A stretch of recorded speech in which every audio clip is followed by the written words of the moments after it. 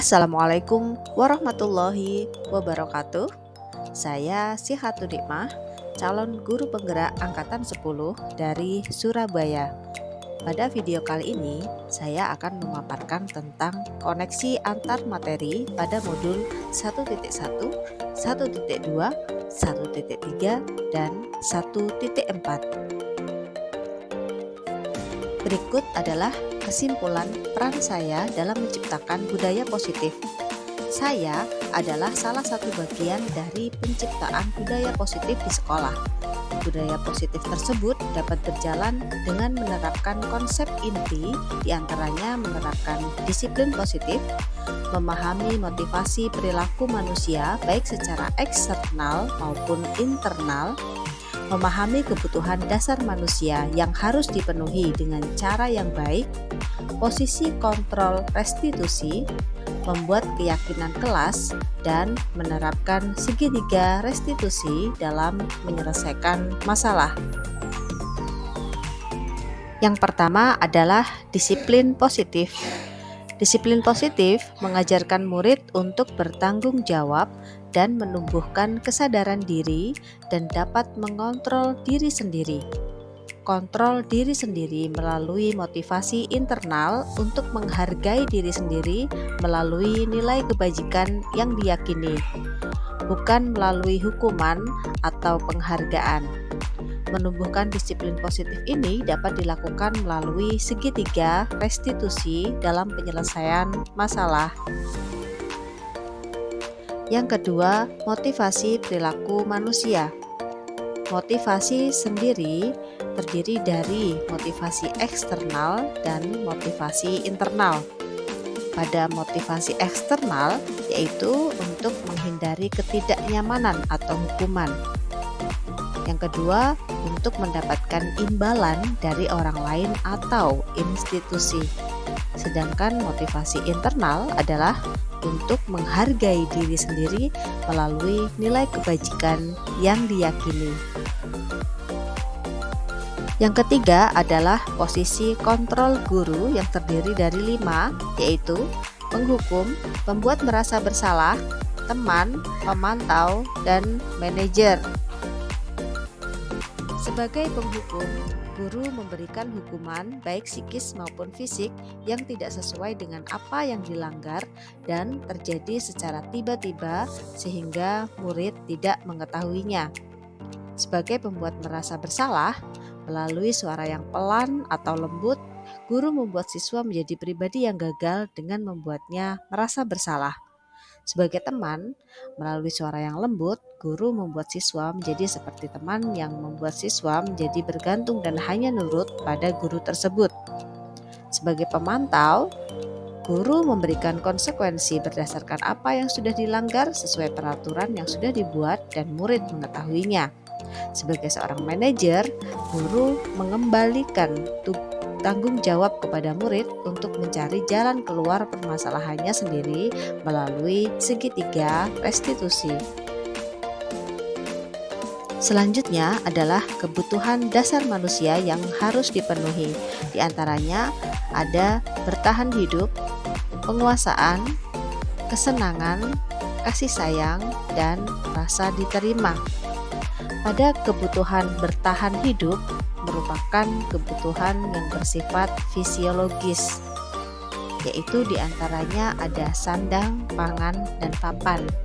Sedangkan keempat kebutuhan dasar yang lain bersifat psikologis, di mana yang pertama adalah penguasaan.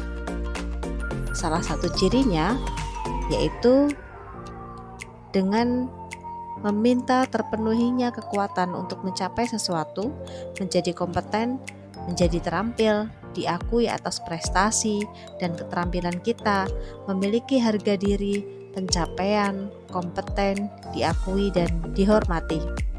Ada kebutuhan kesenangan, diantaranya mencari kesenangan, bermain, dan tertawa.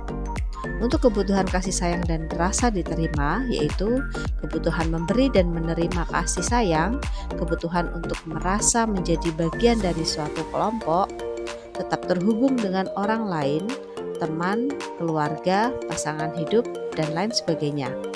Kebutuhan kebebasan sendiri yaitu kemandirian, otonomi, memiliki pilihan, dan mampu mengendalikan arah hidup seseorang.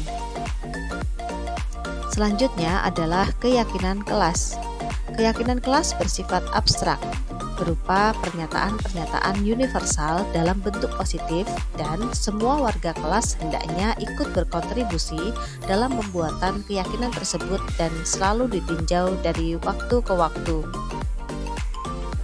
Yang selanjutnya adalah segitiga restitusi. Di antaranya pada sisi menstabilkan identitas, sisi validasi tindakan yang salah, dan sisi menanyakan keyakinan.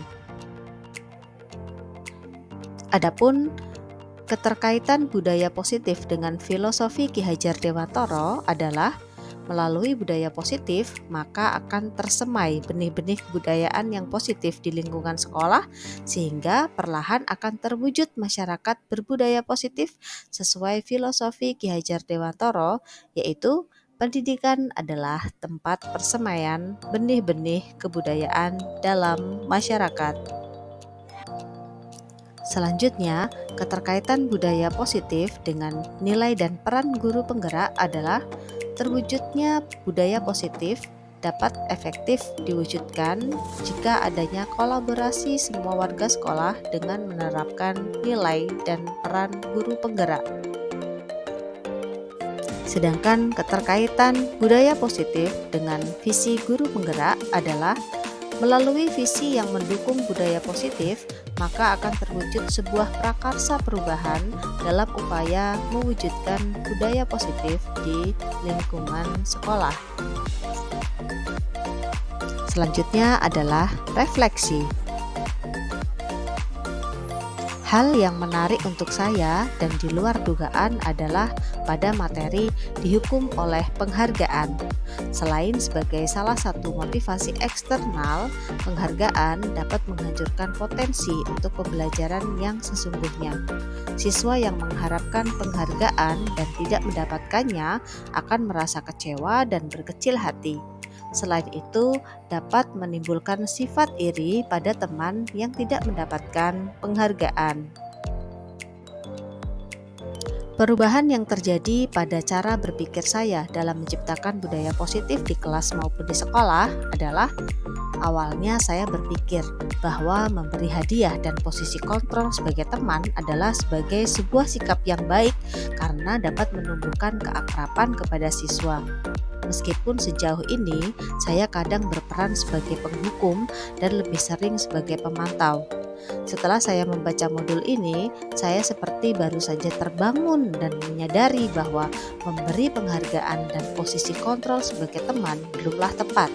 Dan sikap saya sebagai penghukum dan pemantau belumlah juga benar. Saat ini, saya masih berusaha belajar untuk menjadi posisi manajer melalui berbagai pemahaman yang sudah saya pelajari di modul budaya positif. Pengalaman yang pernah saya alami terkait penerapan konsep-konsep inti dalam modul budaya positif baik di lingkup kelas maupun sekolah adalah saya pernah menerapkan segitiga restitusi pada sisi memvalidasi perasaan pada anak saya, dan yang terjadi benar adanya.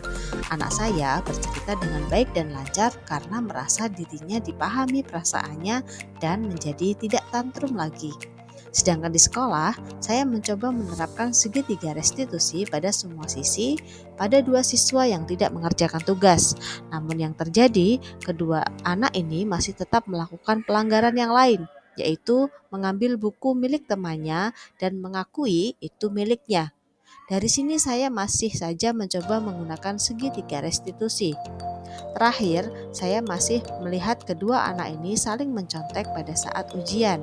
Di sini, saya mulai introspeksi diri karena masih belum dapat membuat anak tersebut muncul kesadaran secara internal. Bagaimana perasaan saya ketika mengalami hal tersebut? Pada kejadian anak saya, yaitu menggunakan segitiga restitusi sisi validasi perasaan, saya merasa punya solusi pada apa yang selama ini terjadi. Selalu mencoba lebih dekat agar lebih mengetahui perasaannya. saya merasa berhasil membuat anak menjadi nyaman. Sedangkan pada kejadian yang kedua, saya merasa kebingungan. Pada kejadian kesalahan yang berulang-ulang dilakukan oleh kedua siswa, saya sempat membuat saya naik pitam, meskipun tidak saya ungkapkan dan saya redam. Saya masih terus berusaha agar kedua anak ini menjadi tersadar dan muncul dari internal diri mereka. Yang sudah baik dari pengalaman dalam penerapan konsep-konsep tersebut adalah dalam menerapkan segitiga restitusi pada sisi memvalidasi kebutuhan. Yang perlu diperbaiki dari pengalaman dalam penerapan konsep-konsep tersebut adalah dalam menerapkan segitiga restitusi pada sisi menstabilkan keadaan dan menanyakan keyakinan. Karena keyakinan kelas belum terbentuk mengingat pada materi ini bersamaan dengan anak masih sumatif akhir semester. Sebelum mempelajari modul ini, saya menggunakan posisi kontrol, penghukum, dan pemantau. Setelah mempelajari modul ini, saya menggunakan posisi kontrol, pemantau, dan manajer. Perasaan saya menjadi lebih ringan selama di kelas dan selalu berusaha mengontrol emosi agar tidak menjadi penghukum. Sebelum mempelajari modul ini, saya pernah menerapkan segitiga restitusi pada sisi memvalidasi perasaan.